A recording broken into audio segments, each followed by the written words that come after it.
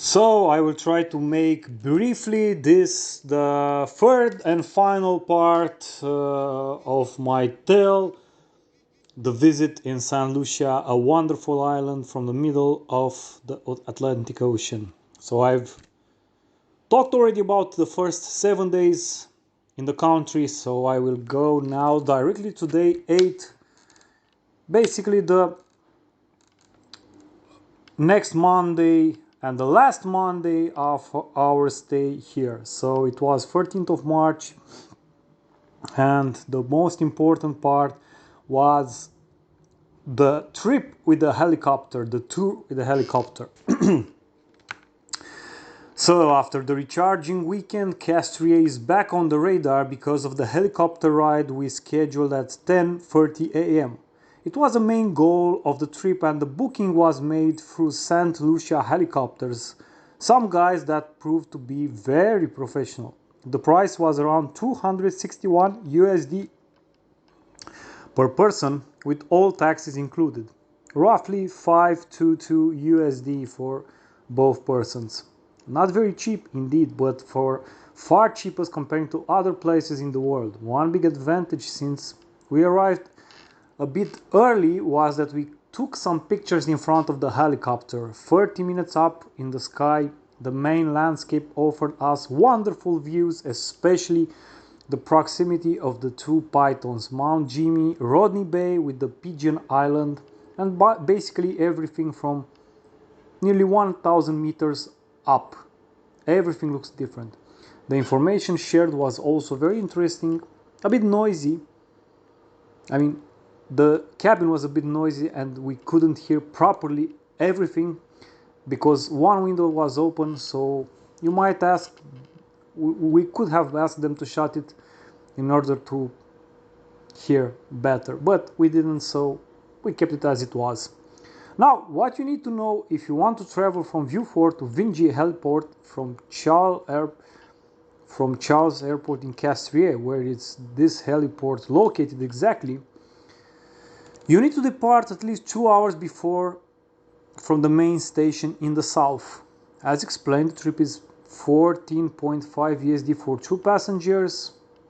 Once arrived here, we have asked the driver to take us for some extra money, 20x CD, basically 7.5 USD, the trip to the airport, because you need to circle a bit the runway, so it takes some time and kilometers to go there by foot.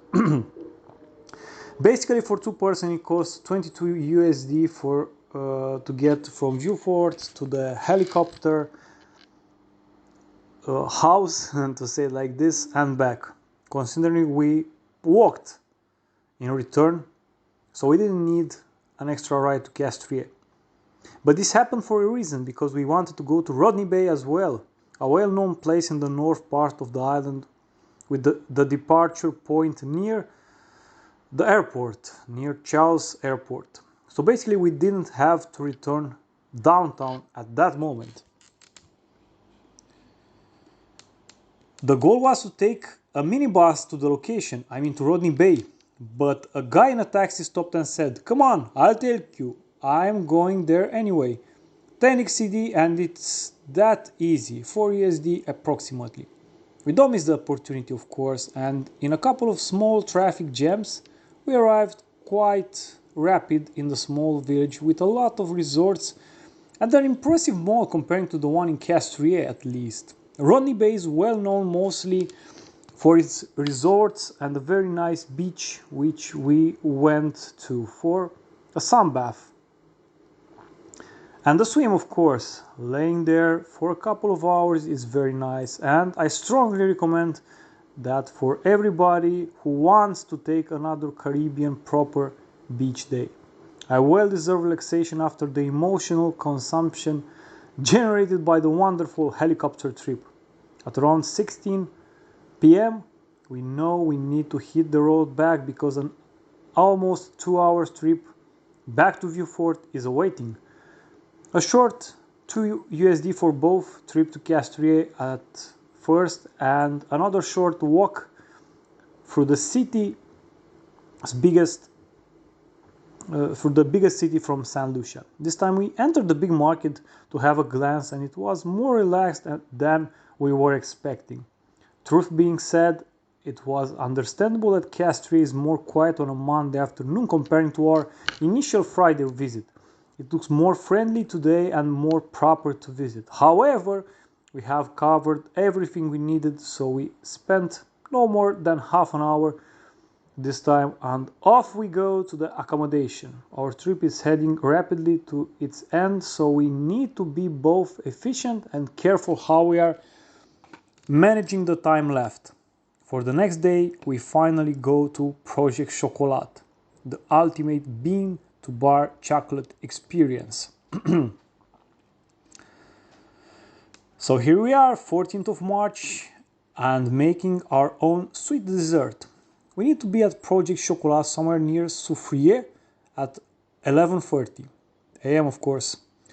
So we take another bus trip for 4.5 USD both, and at 11:15 we are there. The minibus departs quite late from Vieux-Fort as it feels slower, so I am a bit nervous about arriving in due time at the beginning. It is late morning and most of the people departed already to their jobs. In the end, we make it. On top of this, we travel next to the driver to see better from this position how he pushes the horn slowly to salute others and also before entering in a curve. Just to warn any potential driver that can be on the wrong side of the road. Arriving in time, we join the bunch of people ready to absorb information about cocoa and to make their own chocolate bar. The experience is quite short, 1 hour, but very intensive and rich in knowledge absorbed. We wait 20 minutes for the bar to cool down and to be ready to be eaten, time in which we take some wonderful pictures and enjoy a delicious black coffee with some special chocolate liqueur added. You need to try that. Okay, you can see also some pictures in the link from the description.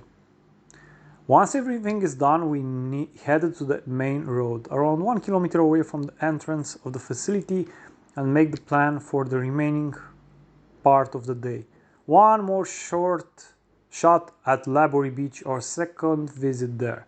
Now Vinci Beach from Castries looks wonderful, but unfortunately we didn't have the bandwidth to spend some time there. The reason being we choose Rodney Bay in the end. Now to have one more good tan, we decided that the beach near Vieux-Fort is the best option. The problem now was that we had some issues with the bus back, as it was very seldom to have a ride with the public transportation in that sector of the day. Lucky us though. A shuttle driver who was heading to the airport offered to pick us for only 10 USD, a great price to Laborie. He informed us about a facility he also has in Choiseul, an Airbnb, and that the guys who shot each other dead in Vieux-Fort were friends. In fact, how could they not be given the small inhabitant numbers from the town? I was sure, almost sure about that. It was another interesting event from our vacation, and now finally 2 more hours under the hot Caribbean sun. The sea is very pleasant there, and apart from a rotten branch that gently fell on top of 2 other tourists who were enjoying the beauties of the island, everything was very nice. At the end, we took a walk on the whole beach, greeted the locals with the houses against the water shore and collecting a fallen coconut which we was about to be carried away by the waves, and slowly we headed back to the bus station. Once more we have paid 2.5 USD and we were back home.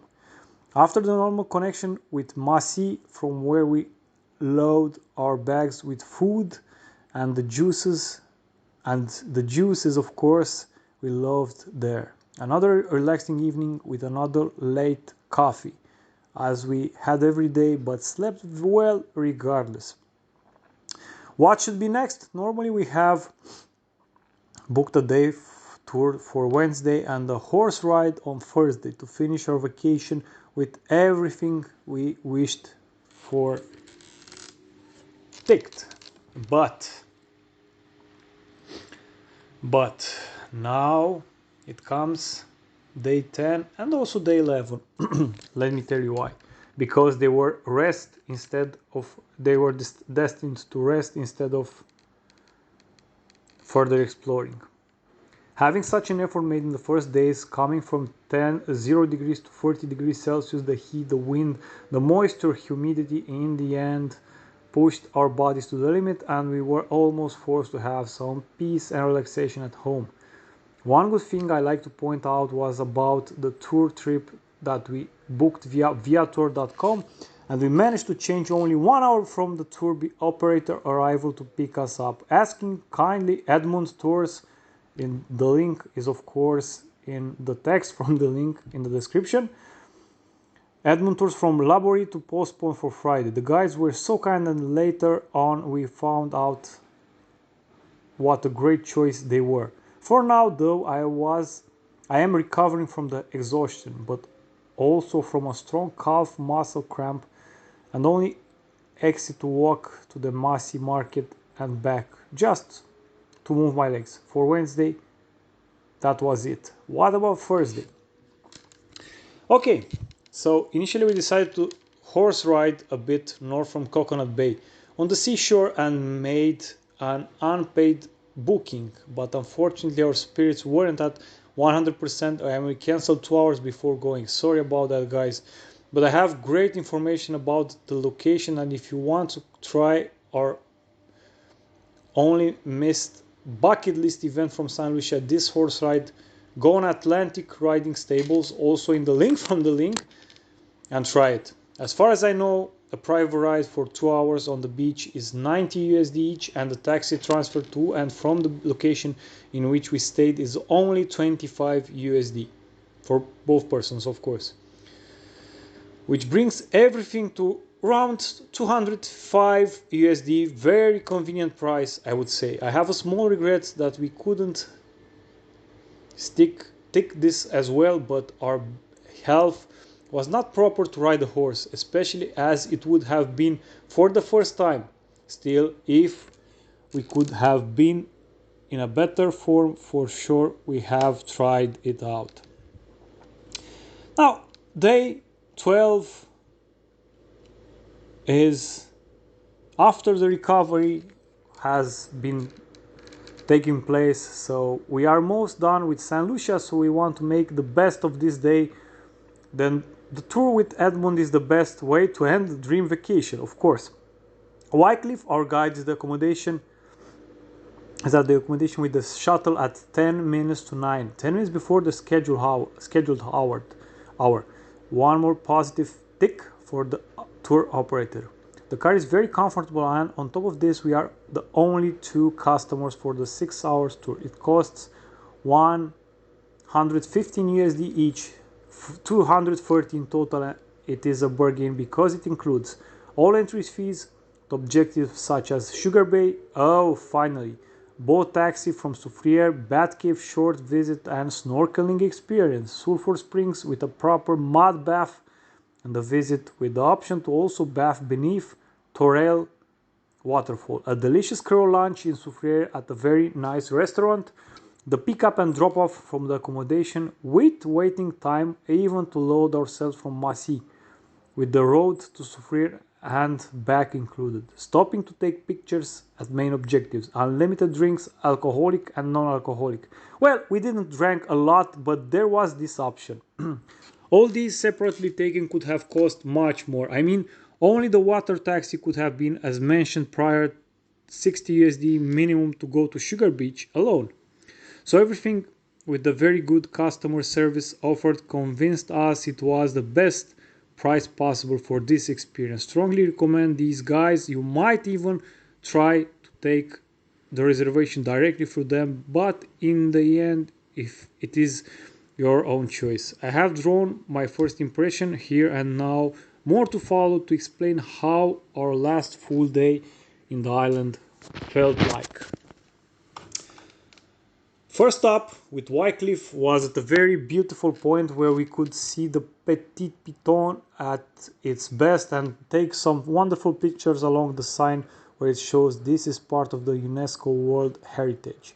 After 10 minutes here we headed out to Soufrière to take the boat to Sugar Beach, the only key location near the sea where we didn't go by now. The only beach located between the two pythons. Still amazing. For this time, the almost 90 minutes spent here were not in the sun but underwater. The spot to spot the beautiful fish that are living in the Caribbean and in St. Lucia in particular. Everything was so spectacular. Time fled very quickly, and after two pythons, the beer, not the mountains, we headed back to Soufrière for our lunch. Oh yes, the boat trip started with a short layover at the Bat Cave where, honestly speaking, we couldn't see any bat, but we know they were there. Arriving back to Soufrière in a couple of minutes, we have a beautiful landscape at the back of the boat, of both pythons. We ate at Michael's at Jen Mven. Very good local food with dessert included. After around 1 more hour here, we pack and go to the Sulphur Springs in allegedly the only drive-in volcano in the world. Link in the link. We bath here and the water temperature is dazzling, 38 degrees Celsius. It is almost too hot for me, but I managed that. After 10 minutes, I scrub my skin with the white mud made out of sulfur and take some proper pictures. Wycliffe takes care of this. After everything is done, I could say maybe 30 minutes we take a shower and prepare to be taken back to our accommodation. Our last full day in St. Lucia is a complete success, and to top everything, Wycliffe waits for us to buy some groceries at a St. Lucian book we intended to keep for life. Afterwards, he takes us home and we prepare to have a lovely last evening at our great host. So, day 13, it's the 18th of March, so it is the last day on the island, so we are ready to go back. But first I need to do one more thing, one early morning run up to the lighthouse and back. Given the previous experience, the goal was to reach the lighthouse surroundings since the access to it should be blocked. It is 6:45, pretty early but very humid and fairly warm already. Combined with the ascent up to the top, everything is a recipe for a hard run, especially in the first half. I am managing it though, and for my greatest surprise, I see that the gate to the lighthouse is open. I see a guy with a truck and I am asking if I can enter. It is possible, yep. I step in and run further to the cape where I can already see how the Caribbean meets the Atlantic Ocean, part of which it is the first place. The wind is blowing so hard and I am a bit scared to go further, but I managed to take some nice photos on some videos. I am happy that Anka can see it a bit later the view. So I am heading back to finish my 7k run, drink 1.5 liter of fresh pineapple, take a shower and prepare for a last walk. This time not to the town but up the hill again. We depart at 11 or something like this after we take our classic Caribbean breakfast with sweet bread, butter and jam, a big cup of coffee and some fruits. We know that Lorraine lets us stay as much as we want. She has no guests incoming for the day in our room, or our flight is at 20:15, so no rush. We start our ascent, our last romantic walk in St. Lucia for 2023 at least. But we enjoyed the ride up again. We are very disappointed because the gates to the lighthouse are shut again. During weekdays only, shouts a guy from inside. I want to reply that I have entered earlier, but we concluded it is no use. I feel sorry that my lovely blonde cannot see the place as I had the privilege to, but she confirms that it is okay and not to worry about.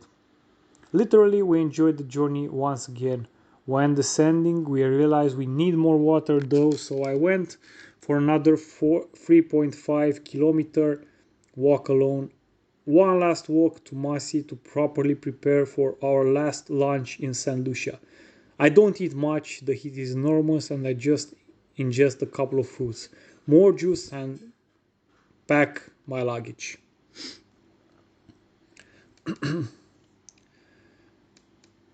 We have some time to just lie down and enjoy the last moments in a piece of paradise. We decide to leave at around 16, even though the trip with the taxi is only a couple of minutes. Again, 15 USD, and we spend around 4 hours in the airport. Not a real problem. I prefer in these kind of destinations to be on the safe side, to wait more than to be on a run. The procedures are not usual, but we managed to check in fast, so we have some time to spend in the lobby and even eat something before boarding. The plane comes from Grenada. When we arrived in it went to Trinidad Tobago. It is on time, of course, so up we go. The plane is on time and we are heading back to London and in the end back to Bucharest. What an experience this was, guys. You should really try it. Now, I said I will end this whole recorded story now, but I have still the last day in London and an epilogue which will follow in another post. So bye.